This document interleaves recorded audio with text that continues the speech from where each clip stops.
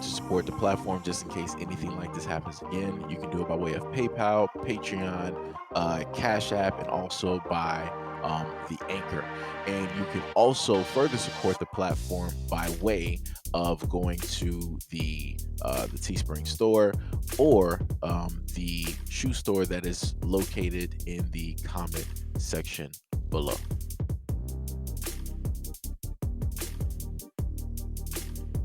Yale University will now provide financial assistance to students graduating from a local Connecticut high school to attend any historically black colleges or universities of their choosing. The award is a part of an initiative started over the last few years, which aims to provide a form of reparation to black people for the institution's participation in American slavery. Recipients of the scholarship will have to go to school out of state, as there are no HBCUs in the Constitution state. The university announced the launch of the Pennington Fellowship on Deck 12. The fund was created to support New Haven public school students desiring to attend one of the 107 colleges designated as HBCUs. The Pennington Fellowship will be a competitive scholarship and, over the course of 4 years, will support 10 to 12 students in each college-bound cohort, according to President Peter Salovey. The scholarship criteria requires seniors attending any New Haven public high school submit an essay, provide a letter of recommendation, and have participated in at least 40 hours of community service. Should a student receive the scholarship and complete the 4-year program in a black college, Yale would be responsible for $80,000 in tuition and fees for the fellow.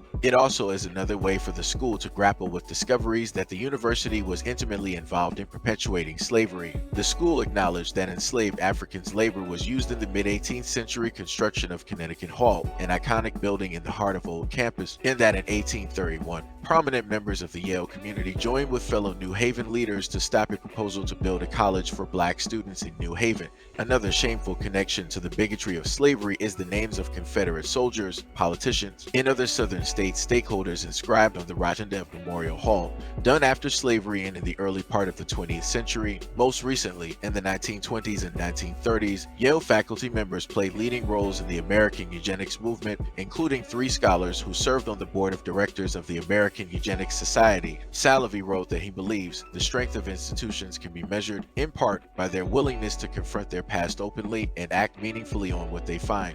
The scholarship is named after the Rev. James W.C. Pennington, the first black student to attend Yale. According to ConnecticutHistory.com, Pennington, whose first name was James Pembroke, was enslaved at birth on the eastern shore of Maryland.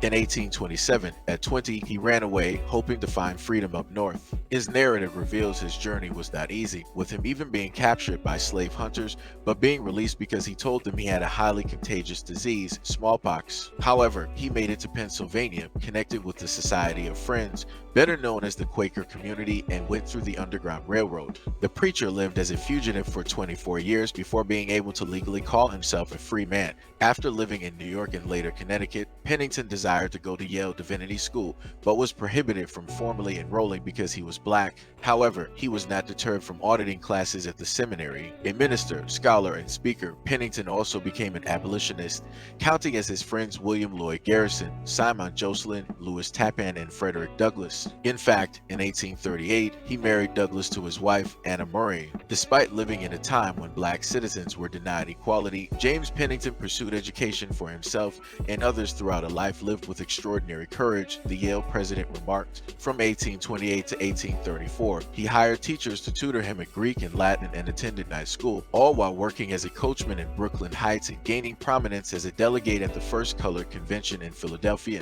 In 1849, he published a powerful autobiography, The Fugitive Blacksmith. According to the president, this will not be the first connection that Yale and various HBCUs have instituted, but it builds on existing collaborations between Yale and HBCUs, including faculty-led research and teaching initiatives.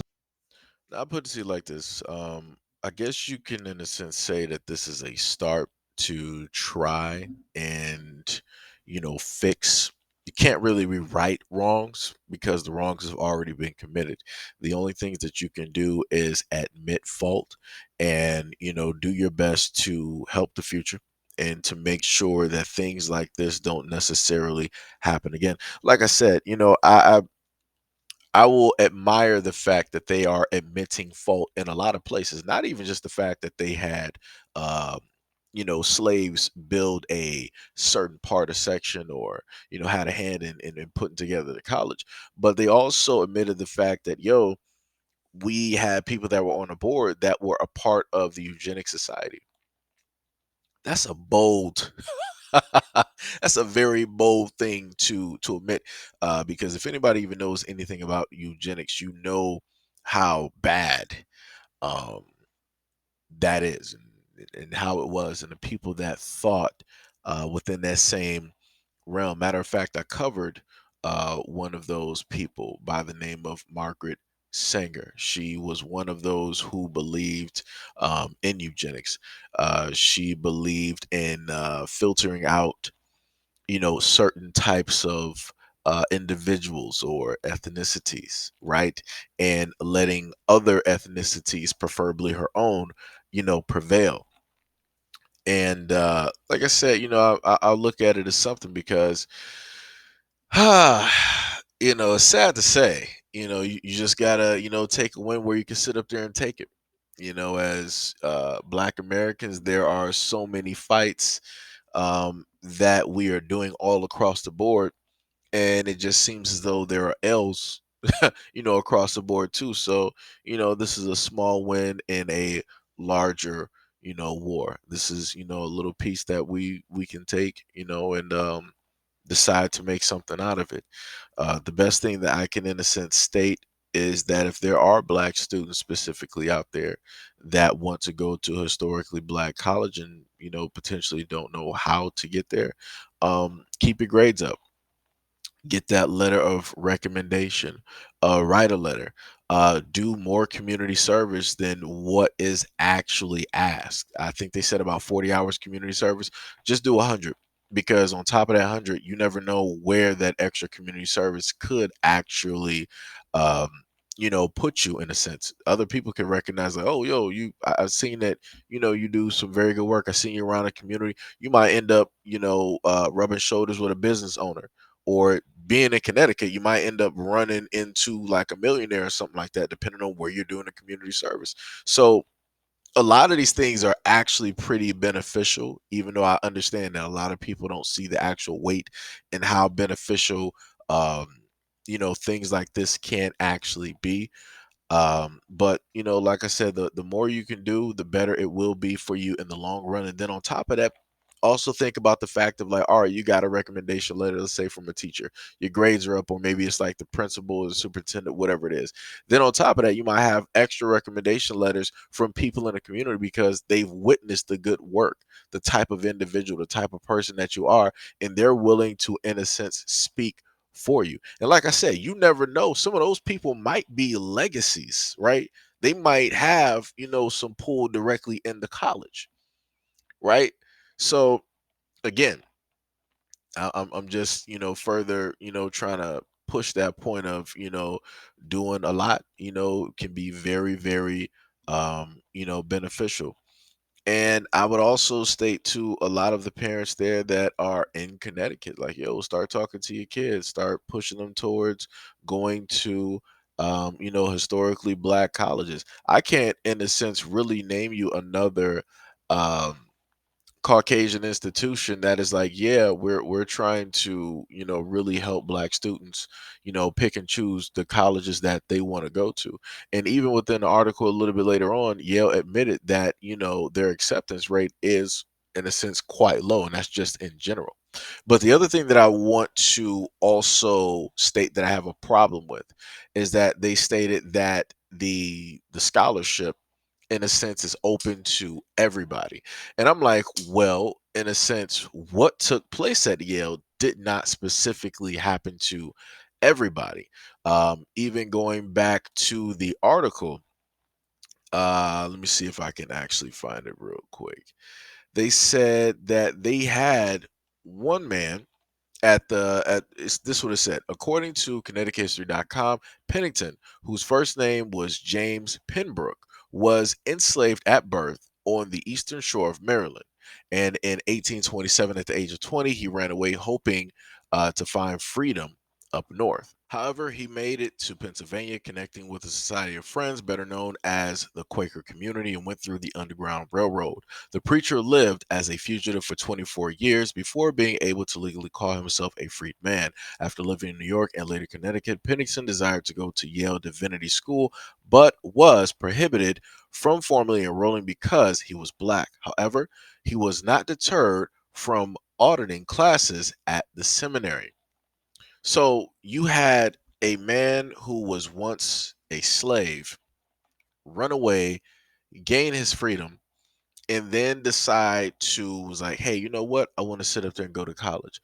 He was denied college entry, but then somehow, some way, he was still able to get some classes. And this is what was stated about Pennington.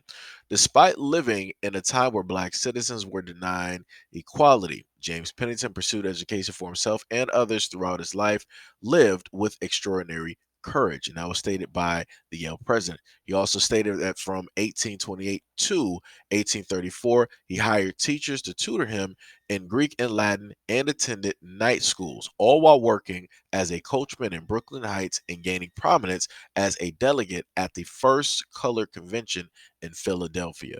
So, again, this shows who this was specifically happening to, who specifically was not allowed to go to these colleges to seek and to further their knowledge and their education, even though they are freed, even though, quote unquote, all men are considered equal. Obviously, still during that time, all men, of course, are not equal. But again, for me, I feel as though something that is specifically geared towards Black Americans should be for Black Americans. It shouldn't be like, okay, well, we do have this, but it's open for everybody. No, no, no, no, no. Again, this did not happen to everybody. Everybody was not specifically turned away due to their skin color from trying to gain a further education. Like I said, I have my agreements with how it is that Yale is going about it. And then I have my disagreement. That's my one biggest disagreement. But like I said, again, for any parents that are directly in the Connecticut area, this is your point in time where at a very young age you need to be very, matter of fact, not even just the parents, the community at large, the Black community at large needs to be really pushing the narrative for these students to go to historically Black colleges, because at this moment in time, for whatever reason, the enrollment is pretty low, because for whatever reason Black kids want to go to everybody else's colleges but to HBCUs. And now you have a whole bunch of people who are not Black that are now filling up those seats at HBCUs. So now all of that culture, all of that history is now being given to somebody else. So now somebody else is going to carry that history, and they're going to wrap that around their own history, and then they're going to, in a sense, call it their own. So, like I said before, I don't know what else to really tell people. If people don't want to do it, then people don't want to do it. And then you're going to see the aftermath and the effects. All I'm saying is, if you don't want to pay attention to the problem, don't complain about the circumstances later.